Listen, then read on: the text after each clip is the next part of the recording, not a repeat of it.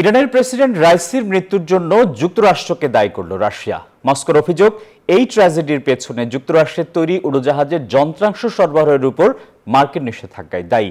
তবে ওয়াশিংটনের দাবি, রাইসির হেলিকপ্টার বিধ্বস্তের ঘটনায় যুক্তরাষ্ট্রের কোনো ভূমিকা নেই। এদিকে রাইসির মৃত্যুতে ইরান ইস্যুতে ইসরায়েলের নীতি পরিবর্তন হবে না বলে জানিয়েছে তেল আবিব। হেলিকপ্টার বিধ্বস্ত হয়ে ইরানের প্রেসিডেন্ট ইব্রাহিম রাইসির মৃত্যু হত্যা নাকি দুর্ঘটনা এ নিয়ে এখনও ধোঁয়াশা না কাটলেও ইসরায়েলের পাশাপাশি রাইসির মৃত্যুর জন্য দায়ী করা হচ্ছে যুক্তরাষ্ট্রকেও। বাইডেন প্রশাসনকে দোষ রাশিয়াও।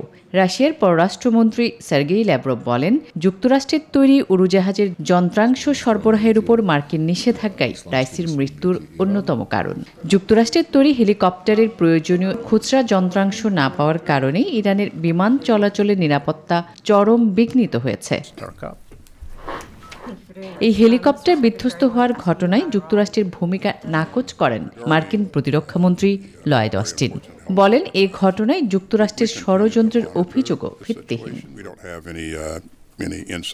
রাইসির হেলিকপ্টার বিধ্বস্ত হওয়ার ঘটনার সঙ্গে ইসরায়েলের কোনো সম্পর্ক নেই এবং এই ঘটনায় ইসরায়েলের নীতির কোনো পরিবর্তন হওয়ার সম্ভাবনাও নেই। দেশটির বিরোধী দলীয় নেতা আভিগদর লিবারম্যান এমন প্রতিক্রিয়া ব্যক্ত করেছেন। লিবারম্যান বলেছেন, রাইসি যে একজন নিষ্ঠুর ব্যক্তি ছিলেন তাতে কোনো সন্দেহ নেই। তার মৃত্যুতে ইসরায়েলিদের চোখের পানি ফেলার প্রশ্নই আসে না, এমন তথ্যই জানিয়েছে টাইমস অফ ইসরায়েল।